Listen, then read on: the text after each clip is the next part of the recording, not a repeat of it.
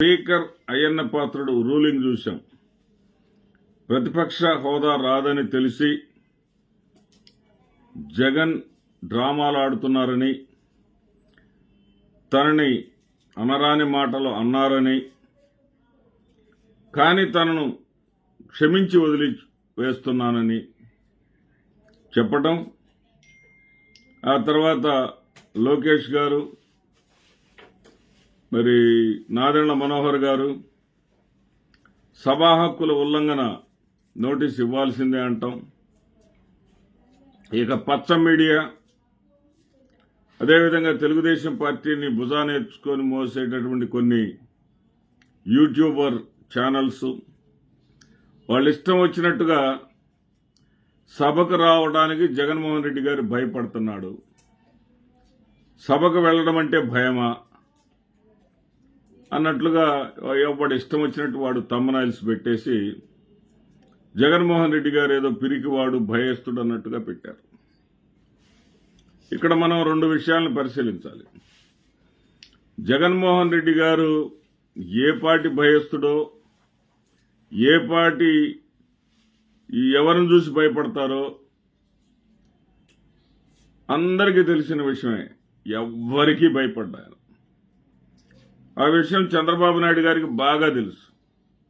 ఆయనే స్వయంగా అన్నాడు, జగన్మోహన్ రెడ్డి గారు ఇంటర్నేషనల్ అంతర్జాతీయ స్థాయి నాయకురాలైనటువంటి సోనియా గాంధీకి ఎదురు తిరిగాడు, ఆమె మీదే కేసు పెట్టాడు, ఆమెనే ధిక్కరించాడు, అందుకే అతని మీద కేసులు అని చెప్పేసి అన్నాడు. జగన్మోహన్ రెడ్డి గారికి తెలియదా జగన్మోహన్ రెడ్డి సోనియా గాంధీని ధిక్కరిస్తే అతను జైలుకు వెళ్లాల్సి వస్తుందని, కష్టాలు పడాల్సి వస్తుందని తెలియదా? ఆయన అప్పుడే చెప్పాడు, నా వెంట నడవాలనుకునే వాళ్ళు కూడా ఇబ్బందులు పడతారు, నాకంటే నేను పోరాడగలను, మీరు కష్టాలు కూడా భరించగలనంటేనే నాతో రండి అని చెప్పేసి ఆయన పిలుపునిచ్చాడు. ధైర్యంతో, దమ్ముతో ప్రజల్లో తిరిగాడు, ప్రజల మధ్య నిలిచాడు, గెలిచాడు, ముఖ్యమంత్రి అయ్యాడు. ఇంకా ఆయన దమ్ము ధైర్యం గురించి వీళ్ళు చెప్పేటటువంటి మాటలకు మనం విలువ ఇవ్వాల్సినటువంటి అవసరం లేదు. ఇక ఈయన అయ్యన్న పాత్రుడు విచిత్రమైనటువంటి భాష్యాన్ని తీశారు. ఏంటంటే 10% సీట్లు లేకుండా ఎక్కడి నుంచి వస్తుంది హోదా అని చెప్పేసి తెలిసి కూడా అడుగుతున్నాడు. 10% అనేది ఎక్కడుంది అయ్యన్న పాత్రుడు గారు? మీరు కాన్స్టిట్యూషనల్ హెడ్గా ఉన్నారు. కాన్స్టిట్యూషనల్ హెడ్గా ఉండి కాన్స్టిట్యూషనల్ రాజ్యాంగపరంగా సభాపతి. మీరు సభాపతి అంటే మీరు ఎన్నికయ్యేంత వరకే శాసనసభలో అడుగుపెట్టడానికి రాజకీయ పార్టీ. ఒకసారి సభాపతి అయిన తర్వాత మీరు నిష్పాక్షికంగా, ఇంపార్షియల్గా ఉండాలి. అక్కడ ఉన్నటువంటి రాజ్యాంగ విలువలకు కట్టుబడి ఉండాలి. మీ నోటితో మీరే అబద్దాలు చెప్తే ఎట్లా? ఎక్కడుందో చూపించండి.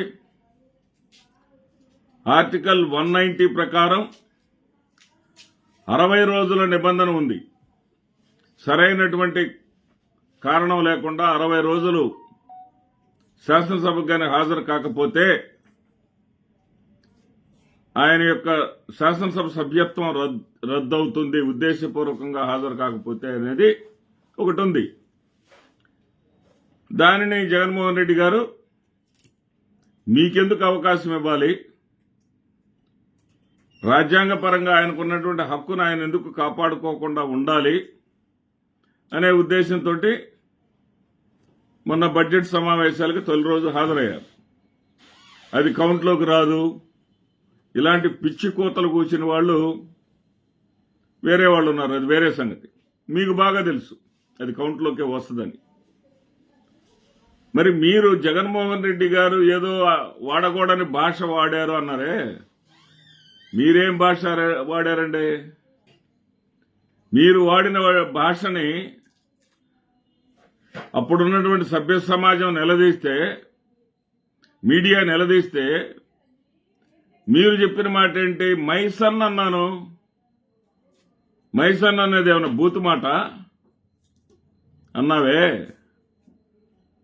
నీది సంస్కారం ఉన్న భాషనా? నీది సభ్యత ఉన్న భాషనా? చీగొట్టే భాష కాదా? ఒక మహిళ హోంమంత్రి నిర్వహిస్తున్నటువంటి మహిళా శాసనసభ్యుల హోంమంత్రిని పట్టుకొని ఏం మాట్లాడావు నువ్వు? సంక అనే పదం వాడావు. నీవు ఉల్లంఘన. చండాల భాష వాడినటువంటి వాళ్ళు ఎవరంటే నువ్వు జగన్మోహన్ రెడ్డి గారికి నీతులు చెబుతుంటే వినేవాళ్ళకి, మాబోటి వాళ్ళకి దెయ్యం వేదం వల్లించినట్టుగా ఉంటుంది. బూతులకి పితామహుడు నువ్వు. ఒక ఉద్యోగిని, మహిళా ఉద్యోగిని వివస్త్రం చేస్తానని చెప్పేసి బెదిరించినటువంటి వ్యక్తివి నువ్వు. నీవు విలువల గురించి జగన్మోహన్ రెడ్డి గారికి చెప్తుంటే వినటానికే చండాలంగా ఉంది. చాలా వరస్ట్గా ఉంది వినటానికి. అసలు జగన్మోహన్ రెడ్డి గారు అడిగిన ప్రశ్నలకు సమాధానాలు ఉన్నాయా మీ దగ్గర? జగన్మోహన్ రెడ్డి గారు ఏమడిగారు? ఏదైతే ఢిల్లీ శాసనసభలో 70 మంది సభ్యులుంటే 67 ఆప్ పార్టీ గెలుచుకుంది. కేవలం 3 అంటే 3 సీట్లు భారతీయ జనతా పార్టీ గెలిచింది. 3 సీట్లు గెలిచినటువంటి భారతీయ జనతా పార్టీకి మరో 4 సీట్లు కావాలి.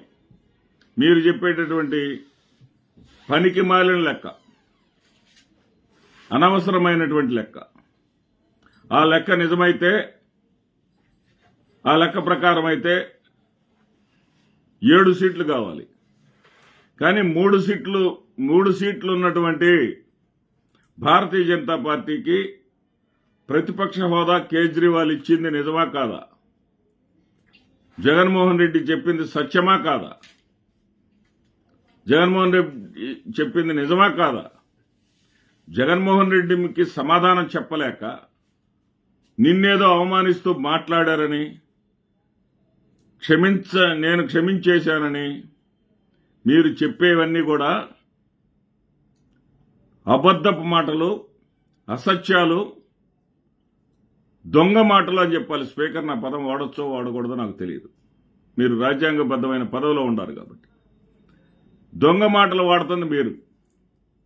జగన్మోహన్ రెడ్డి గారికి నిజంగా సమాధానం చెప్పలేక డ్రామాలు ఆడుతుంది మీరు. ఆ రోజుల్లో కూడా ఎవరో కొందరు సోదరులు 23 సీట్లలో 10 సీట్లు లాగేస్తే పోయేది కదా, ప్రతిపక్ష హోదా చంద్రబాబు లేకుండా ఉంటే అంటే 2 సీట్లున్న ప్రతిపక్ష నాయకుడేరా బాబు. ఏదైతే అధికార పార్టీ ఉందో ఆ అధికార పార్టీకి వ్యతిరేకంగా పోటీ చేసినటువంటి రాజకీయ పక్షానికి ఎన్ని సీట్లున్నా సరే ఆ రాజకీయ పక్షానికి ఖచ్చితంగా ప్రతిపక్ష హోదా ఇవ్వాల్సిందే అని చెప్పాను నేను. ఇప్పుడు అదే చెప్తున్నాం. జగన్మోహన్ రెడ్డి గారు కూడా అదే అడుగుతున్నారు. తెలిసి తెలియని జ్ఞానంతో అజ్ఞానంతో మాట్లాడాడు పవన్ కళ్యాణ్ అని గతంలో నేను వీడియోలో కూడా చెప్పాను. జగన్కి ప్రతిపక్ష హోదా కావాలంటే జర్మనీ పోవాలంట. జర్మనీ పోవాల్సింది జగన్ గారు కాదు. రాజ్యాంగం గురించి మంచి చెడులు తెలుసుకోవడానికి వెళ్ళాలంటే మీరెళ్ళాల. అజ్ఞానంతో మాట్లాడుతున్నటువంటి పవన్ కళ్యాణ్ వెళ్ళాల. పవన్ కళ్యాణ్ గెలిచింది ఎక్కడ, ఎవరితోటి? భారతీయ జనతా పార్టీ, తెలుగుదేశం పార్టీతోటి పొత్తు పెట్టుకొని గెలిచావు. గెలిచినటువంటి నీవు ఉప ముఖ్యమంత్రిగా ప్రమాణ స్వీకారం చేసి ఏ రకంగా నువ్వు ప్రతిపక్ష హోదా అడుగుతావు? ప్రతిపక్షంగా ఉన్నటువంటి ఏకైక పక్షం వైఎస్ఆర్సీపీకి ఆ హక్కు ఉంది. వైఎస్ఆర్సీపీకి మాత్రమే హక్కు ఉంది. నీకు హక్కు కావాలంటే మార్గం ఉంది. ఆ దమ్ము నీకు లేదు, ఆ ధైర్యం నువ్వు చేయలేవు పవన్ కళ్యాణ్. నీకున్న మార్గం ఏంటంటే కూటమి ప్రభుత్వం ఇప్పటికే చాలా తప్పులు చేసింది. ఆ చేసిన తప్పులకి వ్యతిరేకంగా ప్రజల పక్షాన్ని నేను నిలబడతాను, నా మాట కూడా పోయింది, నాకు ఈ ఉప ముఖ్యమంత్రి పదవి అక్కర్లేదు అని ఉప ముఖ్యమంత్రి పదవికి పదవిని వదిలేసుకొని రాజీనామా చేసి నువ్వు అసెంబ్లీలో